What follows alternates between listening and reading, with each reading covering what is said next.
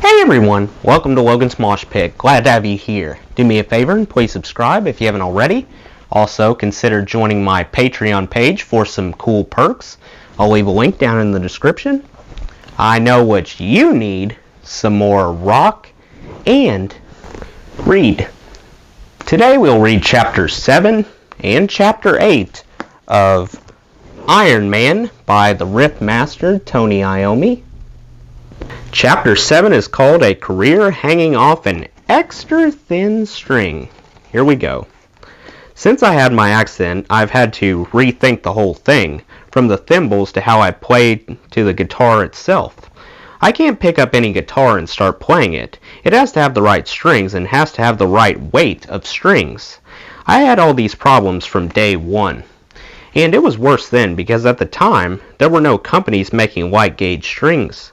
There were no companies you could find to work on a guitar either, so I had to do it all myself. I was still playing a Fender Stratocaster at the time.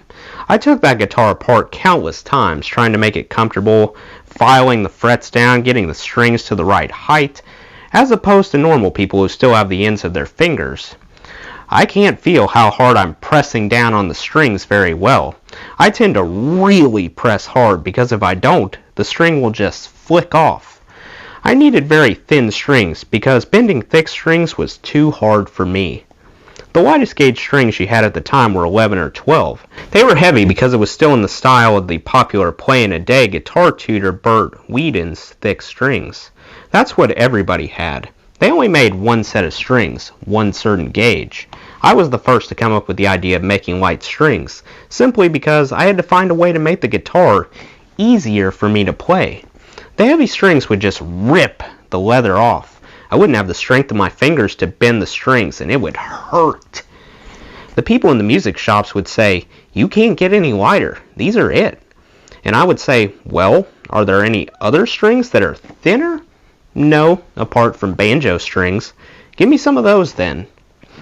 I used the two lightest banjo strings as the B and the high E strings on my guitar, which meant I could drop down the gauge on the remaining guitar strings to make them lighter. This way, I managed to get rid of the thick low E string, using an A string instead, and that worked for me. Out of necessity, I had invented the light gauge strings, combining banjo and guitar strings. It was trial and error tuning the guitar, because if you tune an A down to E, the string tends to rattle on the frets. It was an art tuning it, and it was an art playing it. Later on, when we had our first album out and the band was doing well, I went to the guitar string companies trying to persuade them to make lighter gauge strings. Their way of thinking was incredibly conservative. "Oh, you can't do that. They'll never work. They would never be harmonically right." I said, "Rubbish, it does, and I should know because I use them." And then they'd say, "Nobody's ever going to buy them. Why would anyone want that?" They were all in such agreement about this that even I started thinking, maybe they don't. Maybe it's just me who wants them because it makes me able to play and bend the strings. Eventually, the people at Picado Strings in Wales said, "Yeah, we'll give this a go." This was in 1970, maybe 1971. They made the first set of light gauge strings for me. They worked. They were great, and I used them for many years. Of course, then all the other companies jumped on the bandwagon. Guitarists all over the world started using them, and light gauge strings became popular. But to this day, people still say, "You won't get the full sound." I've even worked with producers who have told me they don't need to use a set of thick strings to get a big sound. My response to that is simple. I've never used a set of thick strings, and I do have a big sound. Well, we're done with Chapter 7, so let's move on to Chapter 8. Chapter 8 is called Meeting Bill Ward and the Rest. After chopping my fingers off, it took at least 6 months for the worst of the pain to wear off and to get going again. I always felt uncomfortable about it, and I always hid my hand. The same with playing. I used to hate anybody seeing it. "What is that on your fingers?" I later heard that some people actually thought it looked cool. There was a guitar teacher in New York who taught people how to play my things, and he had a pair of thimbles made. There was nothing wrong with his fingers, but he was convinced that these helped you to play. My return to playing in a band came when I met Bill Ward. He was in the Rest, and they all came around to our shop.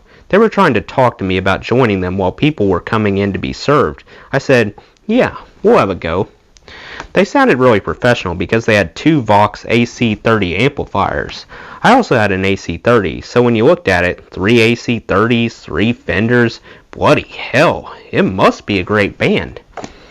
This was around 1966 or 1967. We had Bill Ward on drums, Vic Radford on guitar, and Michael Pountney on bass. Singer Chris Smith came later because Bill used to sing in the early days of the Rest, and he did a good job of it too.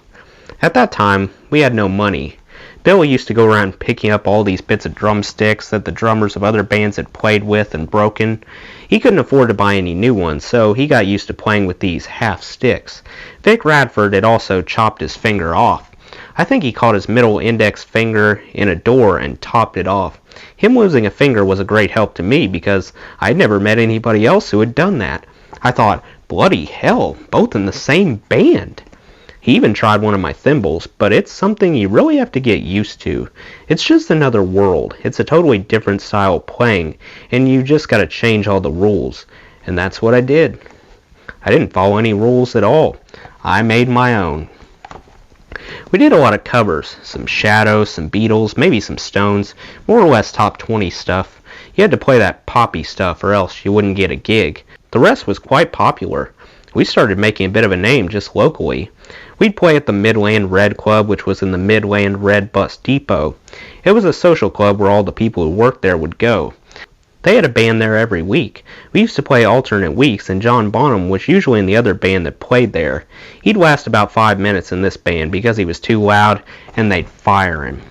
Then he'd sneak back in with another band, and before long, they would get rid of him for the same reason. He had this drum case with all the names of the bands he'd been with on it, and they were all crossed out. And the names would get smaller and smaller so that he could get them all on. All this was before bands had PA systems and drums were amplified. He just played them acoustically, but he hit those skins so hard. Blimey, it was incredible. He was just so bloody loud. The Rockin' Chevrolets had long since broken up, but I was still with Alan Meredith's sister, Margaret. I was very jealous back then, and I was very protective of Margaret. One night I was on stage playing with the rest when I saw somebody bothering her. I put my guitar down, jumped off stage, went around, punched this bloke out, got back on stage, and carried on playing. The stuff you do. One time we were walking around Aston. I went to the loo, and she waited outside for me. When I came out, there was a gang of guys hassling her. I saw red. I went straight to the guy closest to her, grabbed him, and bang! Luckily, the others backed off. I used to do that a lot in those days, always in a fight somewhere, but I've calmed down now, at last. My relationship with Margaret even outlasted the rest. They fizzled out because the bass players got married and decided to quit. The rest was just a little band that had done all right for a while playing pubs. Little did we know it was the stuff mythology was made of. Later on in early Sabbath days, I went out with Margaret's younger sister, Linda. It was very strange going around to the same house, but then to pick somebody else up. There'd be me sitting outside in a car waiting for Linda, and another guy would pull up in his car to pick up Margaret. Linda and I broke up when I went off to tour Europe for the first time. I came back and told her that I wanted to end it, because for me, Europe had opened my eyes to a different life altogether, something I had never seen before, living in Birmingham. Well, that's the end of Chapter 8. Let me know what you thought of Chapters 7 and 8 in the comments below. Before I go, I want to give a special shout out to my supporter on Patreon, Matthew Power. That does it for today's video, guys. I hope you enjoyed. Make sure to like, comment, and subscribe if you haven't already. I really appreciate the support. I'll see you next time. Till then, rock on.